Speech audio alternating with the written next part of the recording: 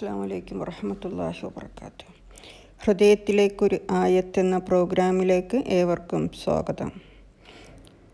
കപടവിശ്വാസികളുടെ യഥാർത്ഥ സ്വഭാവം, അവരുടെ പ്രവൃത്തികളിലെ ആത്മാർത്ഥതയില്ലായ്മ എന്നിവയെക്കുറിച്ച് നമുക്ക് മുന്നറിയിപ്പ് നൽകുകയും സ്വയം വിലയിരുത്താൻ പ്രേരിപ്പിക്കുകയും ചെയ്യുന്ന വിശുദ്ധ ഖുർആനിൽ ഒരു ആയത്തുണ്ട്. അൻ-നിസാഇലെ 142 ആയത്തിൽ അള്ളാഹു പറയുന്നു, തീർച്ചയായും കപടവിശ്വാസികൾ അള്ളാഹുവിനെ വഞ്ചിക്കാൻ ശ്രമിക്കുന്നു, എന്നാൽ അവനാണ് അവരെ വഞ്ചിക്കുന്നത്.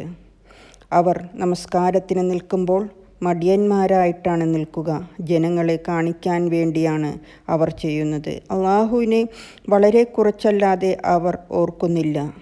ഈ ആയത്ത് നമുക്ക് നൽകുന്ന പാഠം വളരെ വലുതാണ്. നമ്മുടെ ഓരോ പ്രവൃത്തിയും, പ്രത്യേകിച്ച് ആരാധന കർമ്മങ്ങൾ, അള്ളാഹുവിൻ്റെ തൃപ്തി മാത്രം ലക്ഷ്യമിട്ടായിരിക്കണം. നമ്മുടെ ഹൃദയത്തിൽ നിന്നും ആത്മാർത്ഥത ഇല്ലാതായാൽ നമ്മുടെ സൽക്കർമ്മങ്ങൾക്ക് ഒരു വിലയും ഇല്ലാതാകും. കപടവിശ്വാസത്തിൻ്റെ യാതൊരു കണികയും നമ്മുടെ ജീവിതത്തിൽ ഉണ്ടാകാതിരിക്കാൻ ഈ ആയത്ത് നമ്മെ പ്രേരിപ്പിക്കട്ടെ.